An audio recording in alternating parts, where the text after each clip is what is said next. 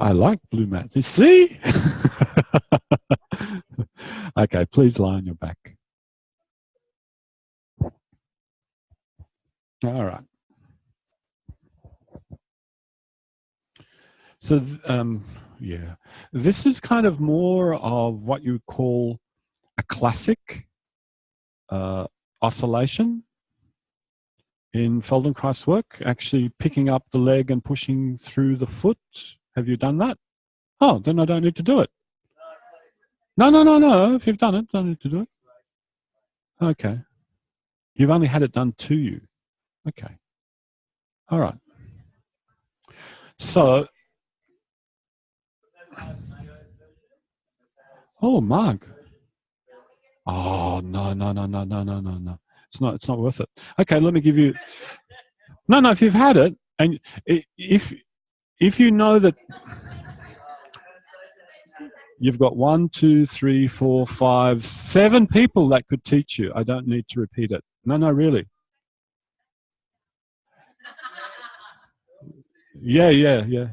You can keep on going. I'm actually not going to be convinced. That's fine. I've decided. However, if you can understand that pushing through the foot, if you're doing it slow and sustained, that's not oscillation.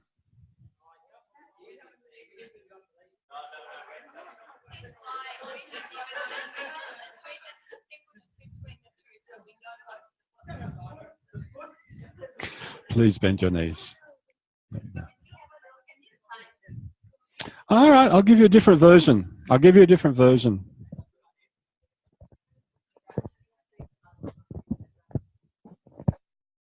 So can you see how quickly in your thinking you can change between tactics? You could have exactly the same handhold and have one tactic in mind, connecting. That would be a connecting strategy. This is your foot, that's your ankle, that's your knee, that's your hip joint, L1, L2, L3, no. But you get the idea. That would be connecting. That's a tactic that's useful for a lot of different things. But oscillation is a completely different tactic. It's what you were doing, lying on your back, doing all of that. So, what's its purpose? What did you feel after your arm was wobbled? That's its purpose. So, if I set up the same scenario as when you were on the wall, there's something about the leg not being out like this. There's something about, you can keep that leg like that. Yeah. There's something about the leg being organized so that the back of the heel is there. And then you can just rest this hand very lightly to keep that leg there. Something under the knees is usually okay. Sometimes some people don't need it, but I think this might be useful for you. Yeah. And then what you do is you find a purchase just on the front of their ankle here. And if I push down here, you can feel that the heel, can you see? Can you see the heel? Can you see the heel? If I push down here in a particular way, the heel rocks.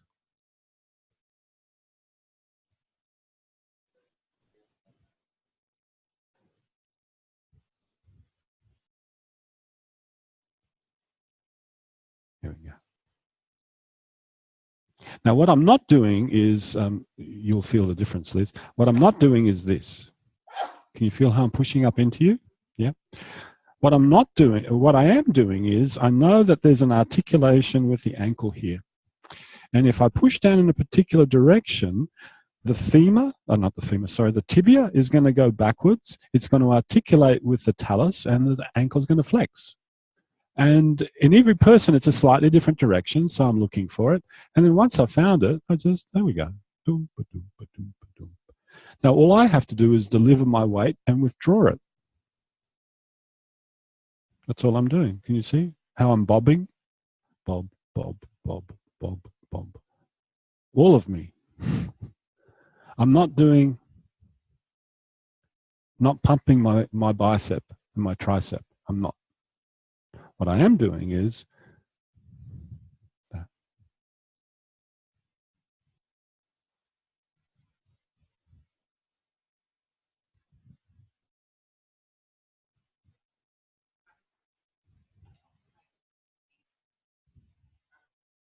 It's traveling through the skeleton.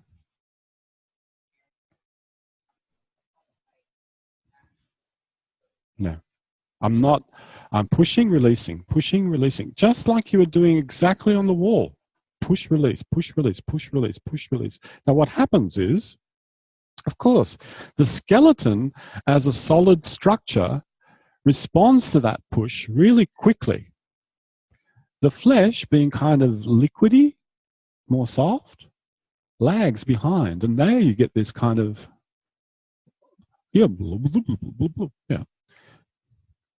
So am I addressing the skeleton here? That's the real question. Yes, of course, in a funny kind of a way I am. Because I'm pushing through the skeleton. But am I interested in skeletal contact? That is not my primary interest here.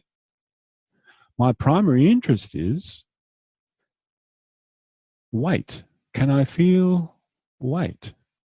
Can I feel weight? Can I feel weight? I could have another primary interest. Can I differentiate her shoulder girdle from the back of a rib cage? That could be another interest. So you could have several interests and have the same tactic going on. Yeah?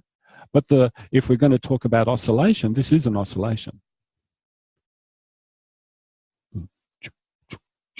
It has a definite rhythm.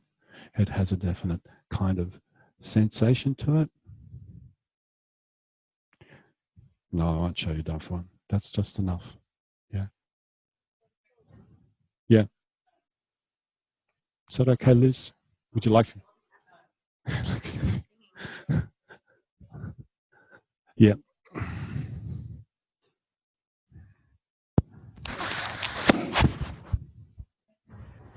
So my memory of in January when we went through it was the oscillation was done with the leg elevated. So we did standing foot where it was the clunk, clunk, clunk, clunk. Yeah. And then we did oscillation, but still with the intention, this is what I remember anyway, of looking for what's happening in the body as you're doing the oscillation, as opposed to just, I get the impression this is more about just following and seeing what appears and giving them an opportunity to loosen up a bit, to see what's there. Yep. So what's the difference between doing it with a leg elevated as opposed to how you were doing it there? Same difference as what Jenny encountered. You know, when you put something under the elbow, for some people this is more secure. Yeah. And yeah, right. Yeah. So it's that sense of oscillation. It's not, there's no right or wrong way really of, well, there probably is. No. Yeah, right. Yep. So once again, your context that you're set up. So if my context was the same as yours, okay, can the arms rest above the head? Then this whole oscillation game would be. Yeah. Can you slip that under one shoulder blade, please? Just the shoulder blade, not the spine. And lift that one up. There we go. So now we're set up a little differently. Yeah. So that's my question. Can we do, is this now proximal distal? Can you see how this gets, the distinction gets blurred? Because now I'm thinking rib cage over scapula, rib cage over scapula. Is this a proximal distal tactic or is this an oscillation tactic? What's going on? Yep, go ahead, Jenny. Both.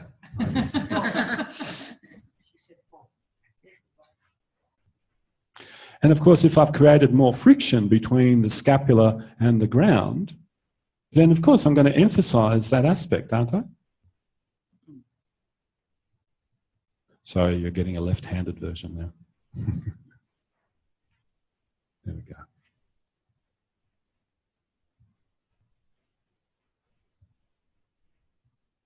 So I'm actually not listening to skeletal sequencing. I'm actually not doing that. So what I'm paying attention to is completely different. I am listening to Have you ever tried to play basketball? Where do you impart the force? Down, down. You don't try to go and catch the ball. You give the impulse and you wait for the ball to come back. That's the same thing here.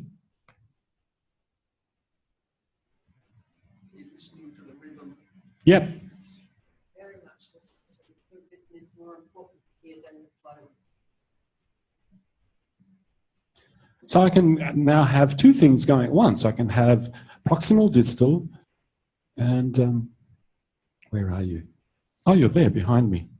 You were mentioning the whole, is it enteric? What did you call it? Enteric nervous. Yeah. Do you know what's going on in there right now? All those nerves being simulated, bro, all those viscera being moved. Lunch, yeah, I know. I joked with Jenny, we should call this the cocktail maneuver. Yeah. Yeah. So all of that's being stimulated. And in the research with NASA astronauts, they discovered that it's not just your vestibular system, and it's not just the various tendons, receptors in the muscles. It's the sense of how your viscera hang that also give you information about where you are in space and your uprightness. So if all of this tends to be held, then how much wobbling do you think is going to go on in here? And as it releases, what will happen then? And will the person end up being taller because there's been a recalibration? Yeah. And all I got to do is think, I want to wobble, I want to wobble, I want to wobble, I want to wobble. That's it. We go wobble, wobble. So in real life, would you? I'm not in real life. This is a cartoon. Thank you very much. Simon. Have your arms above your head. What's that like now? Oh, yes, yes. No. If you have a different intent, this leg is very grounded, but I can feel the shoulder on the side. Did I have an intent? I didn't have a different intent. I have a different capacity with the right hand, left hand. So, well, I say so. That's a really valuable thing to report. Yeah. Would you want to make sure that there's padding under that heel? Like, would it be okay to do that on carpet? Yeah. Yeah, absolutely. Something with a little bit of non-friction is excellent. Because as you noticed, when some of you went to roll your heels, if there isn't enough purchase, all you get is rub. And what you want is roll. And here with your hand on the end of the tibia, you can get purchase because you're actually amplifying the pressure of the heel into the ground. But the foot is doing that. So were you pushing much under the sole of the foot? You report. No. So it's mostly just the pushing down of the tibia. And occasionally. Yeah, occasionally I change my direction where it went. Yeah. Yep. So just think.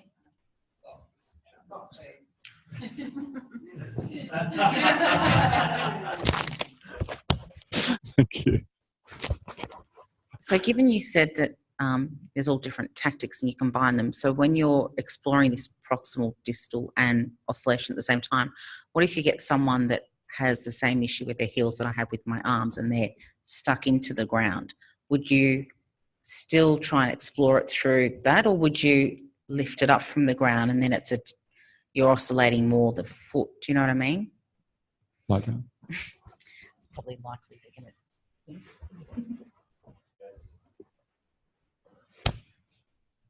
Are you ticklish? Are you ticklish now? Okay. Bench up your knees, just a little bit. Go ahead. Now, one of the things I was thinking about, amongst many, is that You know, when you're actually practicing FI as a whole construct, every element has importance. So notice how I'm not focusing in on the setup. I'm not going, how high is the person's head? How's this? How that? If we did that, I'd run out of time.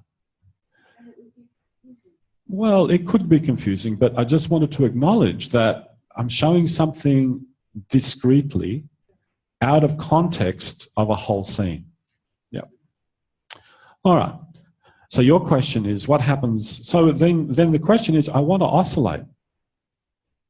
And damn, the ankle just isn't going. So I go, all right, so what does move? Well, this moves. All right, let's do it from here.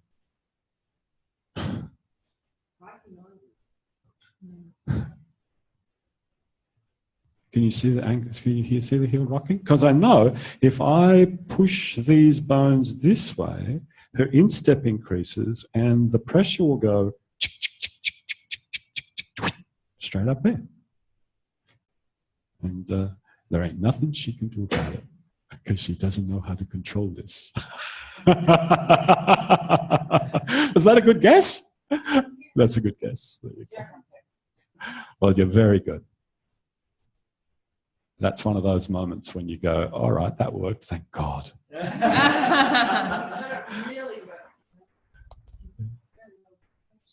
Can you feel that your ankle is not stiff? I can. Yeah. This one's got a hole in that. Yeah. Sunken so much into it. So do you understand, you could build a whole one complete session out of one tactic, looking for different ways to realize the tactic if the person doesn't respond to this, or when you go to lift their foot, they want to lift their leg for you. You just keep on looking. Is there some way in? Oh, it could be that as soon as you touch all of the toes, it doesn't work. So you just go for the big toe. All right, let's go for the big toe. Yeah. You just keep on looking. And that could be worthwhile. But very often, what you're about to report something, sorry. I was just going to say, now that you've done it, it's so much more clear to me that although you put your hand away from my ankle, you're oscillating. Yeah, there we go. Because that's a big bone connection, right? Yeah. So you could stick with a whole tactic and just try to find your way in. You know, I mean, you could even go back to pelvis, right? You've done this. You put your hands on the pelvis, find the pelvis, and you go, all right.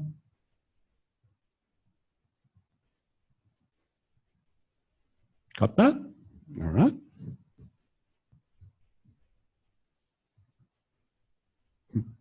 Hardly have to do anything. So it can be oscillation after oscillation after oscillation after oscillation. You could go behind the skull. Could be the whole thing. Could be the whole theme. But it often is not, because you have a particular function in mind and you're exploring a function. That's fine. Does that answer your question? So oscillating the ankle doesn't mean on the ankle. No, having your ankle in the mind. Yeah. Yeah. Makes so much more sense now. Yeah. Yeah. So the word context today, it makes all the difference. Yeah, what you have, what you're keeping in your mind while you're doing what you're doing, even though what you're doing might be 20 or 50 steps removed from what you've got in your mind. I think you'd call that goal setting, wouldn't you? Yeah, something like that. Can I just ask, sorry, one other question? Yeah. People that have got issues with their vestibular, for some reason or other, I seem to know quite a few people who, as they've gotten older, seem to have issues with their vestibular. Would they find that uncomfortable or make them feel unwell, that kind of motion? You should try it with one person and find out. I'm not sure if you would get it. Well, there you go. You get to pair up with her, find out. That is such a hard question to answer. It really depends on who they are, what the day is, what's happened the day before. Yeah, it really,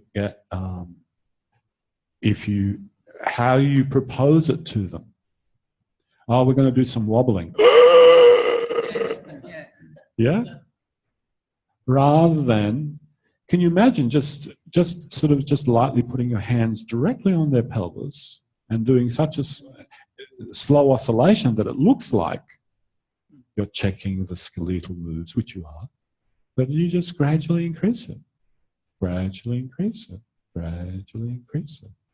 My chronic pain client, she's got severe vestibular issues. Yeah. And when I started, even with the pelvic clock, she started getting a bit sickly.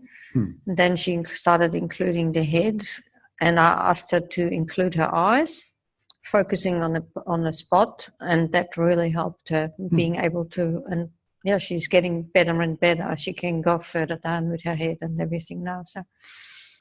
So you can see that in a larger scheme of things, this whole topic of differentiation relates to how do I recognize myself? If I can only recognize myself in one small context in life, that is not a very expanded, differentiated life. So you could get the person just, I was watching, should I say this? Yeah, you'll get to know how I occupy my time. I was watching a documentary last night. And it was, it gets worse. And it was brilliant because there was Eric Kandel, who had the Nobel Prize for finding out the mechanisms of synaptic mechanisms for learning. Yeah. No, it was on my computer. And then there was another guy from Daniel Walpert, who's a brilliant kind of scientist, computer geek. Anyway, so they're talking away. And now I've forgotten the point. But they're talking away and they're mentioning this whole business of the brain is a predictor. And jokingly, this guy from London grabs Eric Kandel's textbook, which is like Yothic, and out of glossy paper. And he says, this will give my example really quickly. He says, put out your hand. The guy puts out his hand. He says, now I'm going to put this textbook into your hand. He puts it into his hand. He says, now I'm going to take it away. Every time he took the textbook away, his hand went up. He says, now you take the textbook in your hand. Put it on your hand, take it away. So there's something about self-movement that you can predict. And so if you're already creating a prediction and you're creating an oscillation, can you see that that's already one step closer to being able to deal with it? Yeah, it's like being a passenger in a car. I much prefer driving on a windy road than being a passenger because I know the curve that's coming. Otherwise, it's like, yeah. So is that clear? If you look at this, basically the hold is you just land on the ankle in that fashion. Yeah. And you just angle it down. Yeah. Okay. Off you go. Anyone not have a partner?